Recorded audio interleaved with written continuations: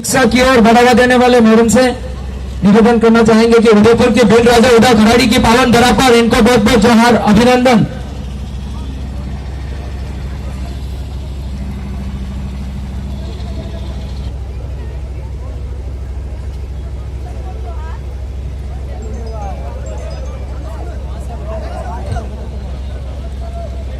सबको जोहार जोहार, जय जवान, जय आदिवासी, जय भील प्रदेश। भाइयों और बहनों, मैं एक आदिवासी प्रतिनिधि होने के नाते आदिवासी समुदाय की बहन बेटी होने के नाते और साथ ही साथ भील प्रदेश की बहू होने के नाते मेरा ये अधिकार बनता है कि अपने समुदाय के लिए जो भी अधिकार हो और जो भी आदिवासियों पर अत्याचार हो उसके लिए बोलना मेरा अधिकार बनता है।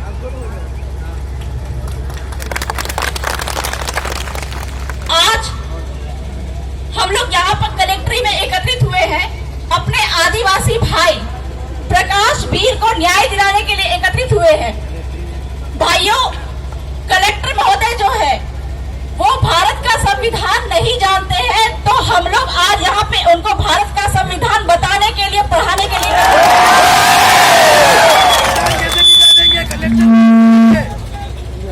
वह भारत का संविधान नहीं जानते।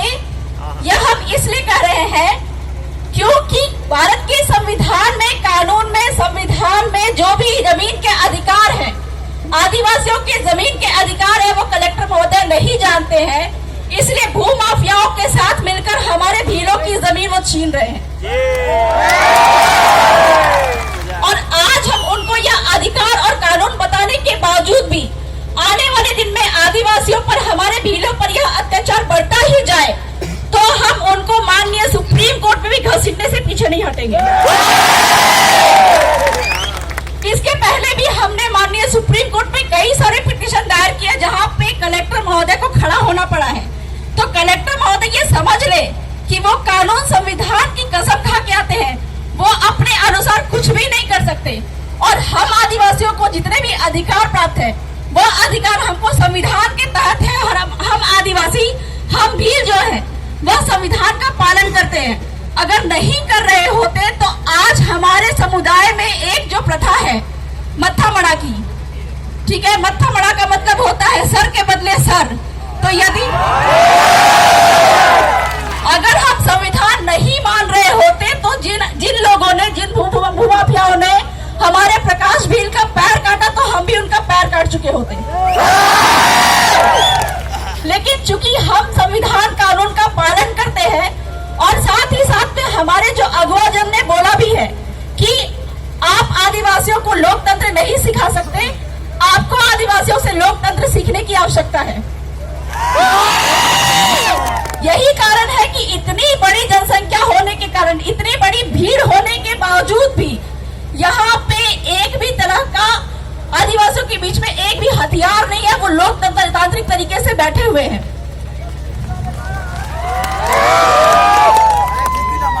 तो कलेक्टर महोदय के समक्ष हम कुछ और मुद्दे भी रखने वाले, जिसके लिए हम यहाँ पे एकत्रित हुए हैं। दूसरा महत्वपूर्ण मुद्दा यह है कि जो आपका जो नगर निगम के नाम पे आदिवासियों की भूमि जो लगातार लूटी जा रही है, अगर कलेक्टर महोदय संविधान जानते हैं तो आर्टिकल 243(j)(c) के माध्यम से वो ये बताए कि नगर निगम यहाँ पे किस तरह से लीगल है। नगर निगम यहाँ पे इलीगल है तो आदिवासियों की जमीन किसी भी तरीके से लूटना बंद करे। दूसरा महत्वपूर्ण मुद्दा यह है कि हम आज तक कानून, संविधान का पालन करते आए हैं और किसी भी तरह से हमारे भीलों की जमीन अगर लूटी जाती है तो आदिवासियों की ग्राम सभा की अनुमति आवश्यक होनी चाहिए। ये हम उनको सिखा देना चाहते हैं। ये मैं नहीं कह रही हूँ, ये जो है आपके जो राज्य सरकार की जो लिखित रिपोर्ट कह रही है, वहां से जयपुर से आया हुआ लेटर कह रहा है, ठीक है।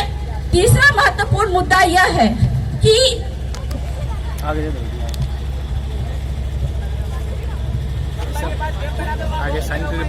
तीसरा महत्वपूर्ण मुद्दा यह है कि उदयपुर में जशोदा बाई और वाली बाई की नसबंदी के दौरान डॉक्टर की लापरवाही से मौत हो गई, ठीक है। इस मुद्दे पर हम कहना चाहेंगे कि पूरे भारत भर में सबको जग जाहिर है, पूरे भारत भर में भीलों की जनसंख्या सबसे ज्यादा है और एक डेटा रिपोर्ट के अनुसार भीलों के बीच में ही नसबंदी प्रोग्राम चलाए जाते हैं। तो हमको ये जानना है कि हमारी बढ़ती जनसंख्या से लोगों को, सरकार को क्या दिक्कत है जिस कारण से नसबंदी का प्रोग्राम हमारे बीच में ही चलाया जाता है। तो यह नसबंदी का प्रोग्राम खत्म होना चाहिए। साथ ही साथ में मैं ये कहना चाहूंगी कि जितने भी तरह के हम मुआवजा की मांग कर रहे हैं, ठीक है, ये मुआवजा की मांग को आप पूरी करिए। साथ ही साथ में जो आपका जितने भी कानून संविधान में लिखित बातें हैं उन सभी बातों का पालन करें। तीसरी बात है कि जो हमारे आदिवासियों के बीच में, हमारे भीलों के बीच में जो कलेक्टर महोदय कहते हैं कि हम यहाँ पे कानून संविधान का पालन कर रहे हैं, लेकिन यहाँ पे बात आती है कि जब आदिवासियों के जो भी रूढ़ी परंपरा है, उनकी पाल व्यवस्था है, उसके अंदर में जो कानून व्यवस्था, गांव के अंदर की कानून व्यवस्था को संभालने का अधिकार और पावर आदिवासियों को दिया गया है, तो वहां पर पुलिस वहां पे इंटरफेयर क्यों करती है? ये मैं नहीं कह रही हूँ, ये आपके संविधान में लिखित है। संविधान के 5वीं अनुसूची में लिखा है कि गांव के अंदर की व्यवस्था को गांव ही संभालेगा, वहां पे कोई बाहरी पुलिस इंटरफेयर नहीं करेगी। करना, ये मेरे पास में लिखित लेटर आया हुआ है। हमारे जो विधायक महोदय है राम प्रसाद जी डिंडोर, उन्होंने लिखित रूप में जो आदिवासियों पे लगातार मुकदमे होते जा रहे हैं, इसके मामले में आपका जो राज्य सरकार को लेटर लिखा, कार्मिक विभाग को लेटर लिखा और बदले में जो जवाब आया, उस जवाब में उन्होंने ये जवाब दिया कि अगर गांव जो है अपने जो मुद्दे है, गांव के अंदर का किसी भी तरह का क्राइम होता है, उसको खुद जाके थाना में नहीं लिखवाता है तो कोई भी पुलिस यहाँ पे नहीं आएगी। ये पावर दिया गया है गांव को। साथ ही साथ में बहुत सारे क्वेश्चन हम लोगों ने किए थे, प्रश्न किए थे कि आदिवासियों के बीच में जो लगातार एफआईआर पे एफआईआर किए जा रहे हैं, इसको खत्म किया जाए। तो इस पे जैसा कि मैंने पहले भी बताया कि यहाँ पे आदिवासियों की गांव अगर बैठती है तो वो गांव में ही वो मैटर को निपटारा हो जाना चाहिए। हम क्या करते हैं, खुद ब खुद जाके अब थाना में एफआईआर करवाते हैं। तो ये अगर बंद हो जाए तो हम पे जो रोज के रोज एफआईआर हो रहे हैं वो भी बंद हो जाए। चौथा मुद्दा ये है कि जो आदिवासियों की जो विवाह व्यवस्था है, जो छोटे छोटे मुद्दे पे हम क्या करते हैं कि मियाँ बीवी में आपस में झगड़ा हो जाता है तो मामले को ले जाते हैं कोर्ट में, जबकि कोर्ट भी यहाँ पे बोलता है कि आदिवासियों की जो पाल व्यवस्था है, भीलों की जो पाल व्यवस्था है, उसी पाल में आदिवासियों के जो लड़ाई के, जो शादी विवाह के जो मुद्दे हैं, वो उन्हीं पे निपटारा होगा। लेकिन हम क्या करते हैं, ये सारे मैटर को कोर्ट कचहरी में लेके जाते हैं।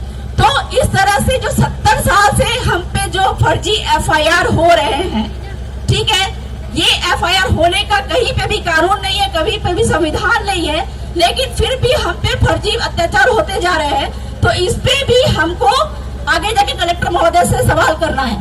तो बहुत ज्यादा तो मैं नहीं कहूंगी, इतना ही कहकर मैं अपनी बातों को विराम देती हूँ। साथ ही साथ मैं फिर से कहना चाहूंगी कि कलेक्टर महोदय अगर हमारी मांगों को नहीं मानते हैं तो आगे जाके हम उनको सुप्रीम कोर्ट के सामने भी खड़े करेंगे। बहुत बहुत जोहार, धन्यवाद।